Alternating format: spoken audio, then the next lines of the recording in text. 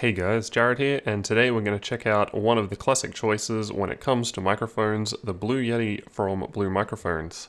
We'll find out why this microphone is so well loved by many YouTubers and where it could also improve, so don't go anywhere.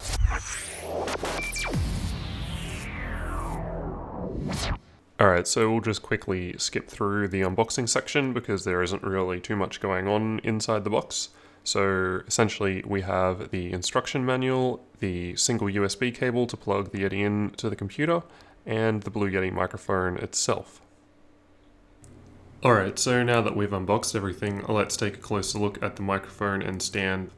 So first the stand. As you can see, it's solid metal and it has a really nice finish to it. It can be used to adjust the angle of the microphone and position it as needed.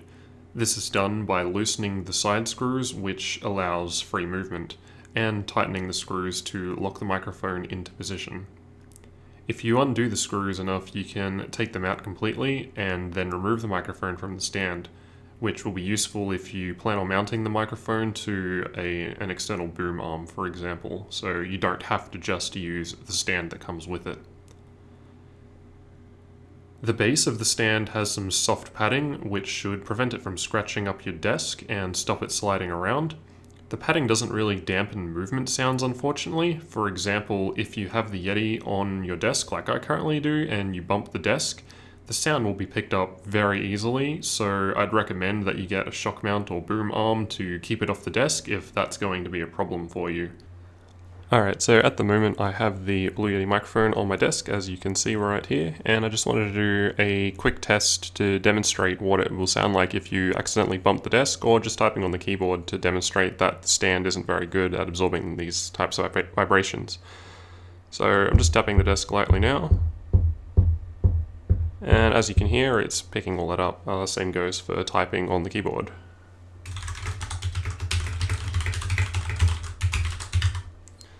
So you should be able to hear the vibrations that's picking up. It's definitely not ideal, so I would look at getting some kind of shock mount for the Yeti to avoid that sort of noise.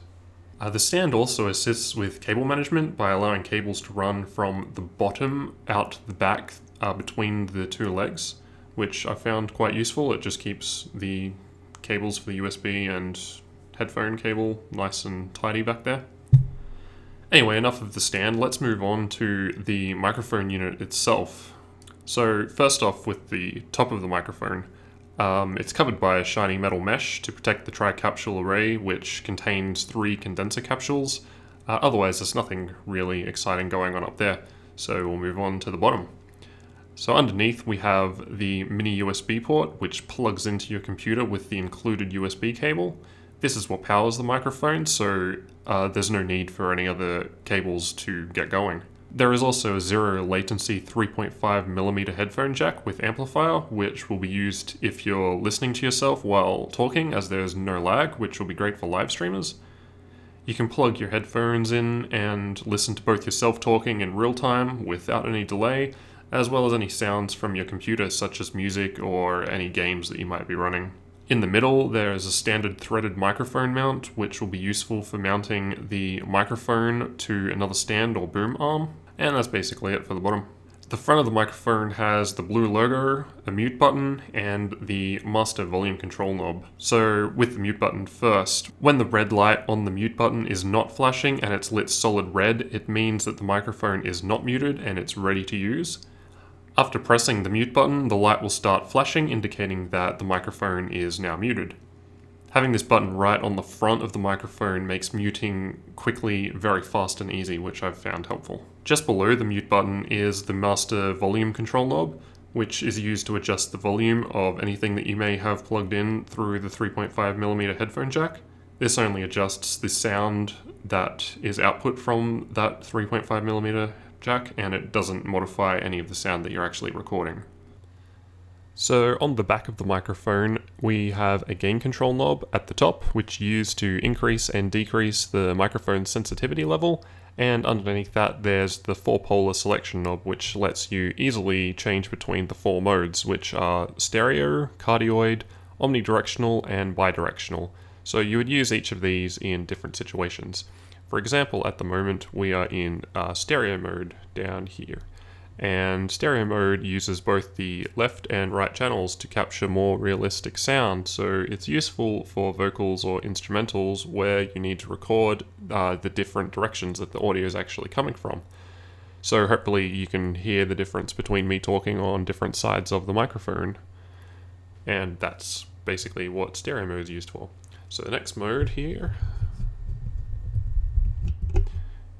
so this is cardioid mode. Now cardioid mode is the mode that I've used for essentially the rest of this whole video.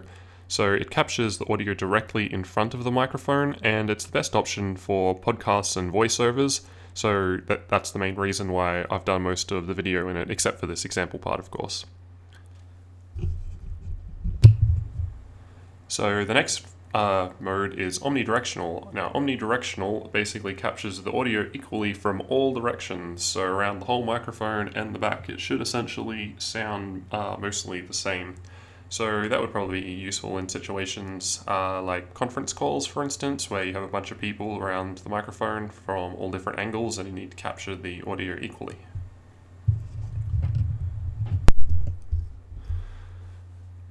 And the last mode here is bidirectional, which is useful in an interview situation where one person is on either side of the microphone, so at the front here and then another at the back, so you should hear the sound equally both front and back, and it will try and block out the left and right sounds as best as it can.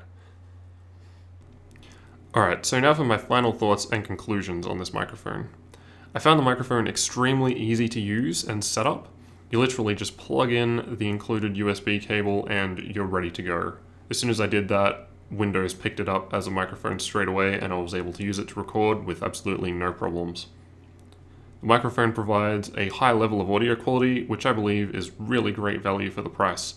Originally I was looking at the Blue Yeti Pro, however at almost double the price, the extra features didn't really seem justified for my first microphone, which definitely seems decent, so I'm glad I made that choice. Maybe in the future I might need to upgrade, but for now this is definitely good enough. As mentioned, this recording was done completely using the Blue Yeti microphone, so you should be able to judge the quality for yourself. I haven't actually edited any of the audio in this video at all, and it's been exported with the highest audio settings available, so hopefully that should give you the best opinion on how the microphone actually sounds. It's probably also worth noting that the YouTube video rendering process might compress the audio a little bit, so you're probably not hearing absolute perfect sound that you get through the microphone, but hopefully it should be pretty good and give you a good representation of what to expect. If you're interested in checking out any of the details of this microphone, I'll leave a link in the video description to Amazon where you can pick one up and have a look at some other reviews that people have written who've purchased it already. So what did you think of the Blue Yeti microphone? Like the video if you thought it was pretty cool, or otherwise be sure to let me know in the comments. If you have any other decent microphones out there that are worth checking out, please let me know and I might have a look in the future. So make sure you subscribe for future videos like this. Thanks, and I'll see you guys in the next one.